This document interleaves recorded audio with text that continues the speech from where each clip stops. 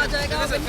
लाएंगे, इसी सेशन में लाएंगे। लोग मंदिर में जाते हैं, मत्था टेकते हैं, वही लोग आपको बस में छेड़ते हैं।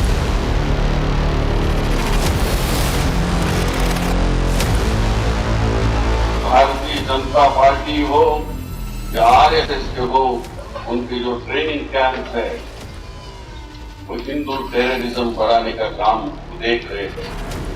There's no let up in the attempts to radicalize young men and women in India. Besides, there is a recently uncovered phenomenon of saffron terrorism that has been implicated in many bomb blasts of the past. कहते हैं कि जब घर का मुखिया कोई गलती करता है तो उसके पाप को उसकी पीढ़ियां भोगती हैं। राजा के कुकर्मों की सजा उसकी प्रजा को मिलती है।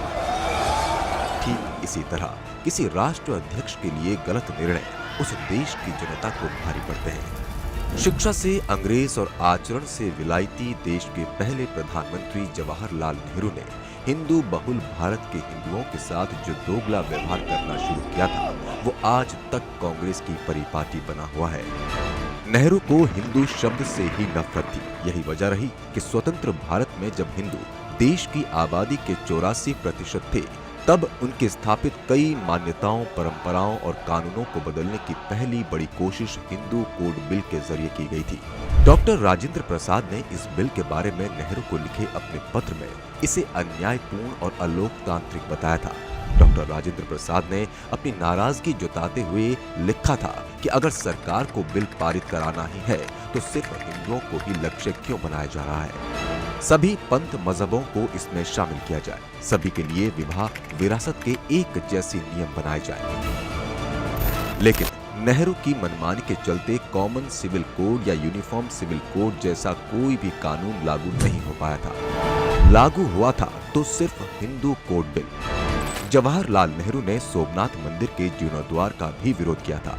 इतना ही नहीं, सोमनाथ मंदिर के जीर्णोद्वार के बाद उद्घाटन समारोह में तत्कालीन राष्ट्रपति डॉक्टर राजेंद्र प्रसाद को निमंत्रण मिलने पर भी नेहरू नाराज हो गए थे। नेहरू देश को विदेशी संस्कृति में ढालना चाहते थे। वे चाहते थे कि भारतीय अपनी संस्कृति को भूल जाएं, लेकिन उनकी ये सोच सिर्फ हिंदुओं के लिए ही थी, बाकी किसी धर्म के लिए नहीं। यही वजह रही कि नेहरू ने 1955 में सेठ गोविंद दास द्वारा लोकसभा में प्रस्तुत भारतीय मवेशी रोकथाम विधेयक को सदन में धमकी देकर पास नहीं होने दिया था। इस विधेयक में गायों, बछड़ों और अन्य दुधारू और माल ढोने वाले मवेशियों के वध पर पूरी तरह से प्रतिबंध लगाने की मांग की गई थी। नेहरू की सोच कथनी और करनी की ही तरह उनकी बेटी इंदिरा भी हिंदू विरोधी थी। नेहरू जिस गो हत्या पर प्रतिबंध लगाने के लिए कानून की मांग को ठुकरा चुके थे, उसी के लिए प्रसिद्ध संत स्वामी करपात्रु जी महाराज लगातार आंदोलनरत थे। कांग्रेसी सरकार के कान में जूं तक नहीं रेंग रही थी। इससे संतों का आक्रोश लगातार बढ़ता जा रहा था। 7 नवंबर 1966 गौ भक्तों के खून से लिखी इस तारीख को कोई भी भुलाए नहीं भूल सकता है। स्वामी करपात्रु जी महाराज के आह्वान पर 7 नवंबर 1966 को देश भर के लाखों साधु संत अपने साथ गायों बछड़ों को लेकर लोकतंत्र के मंदिर के बाहर आ डटे थे। गो हत्या पर प्रतिबंध लगाने का कानून बनाने की अपनी मांग को रख रहे थे, लेकिन सत्ता के नशे में चूर देश की तत्कालीन प्रधानमंत्री इंदिरा गांधी ने गौ भक्तों की बात सुनने के बजाय उन निहत्थे साधु संतों पर लाठियां बरसाई और गोलियां चलवाई। इस घटना को दबाने के लिए मीडिया पर दबाव तक बनाया गया था।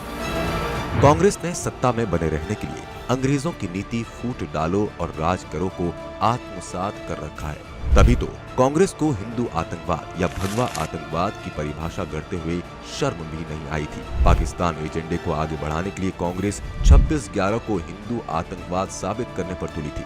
हिंदू विरोधी कांग्रेस की पाप गाथा अभी बहुत लंबी है।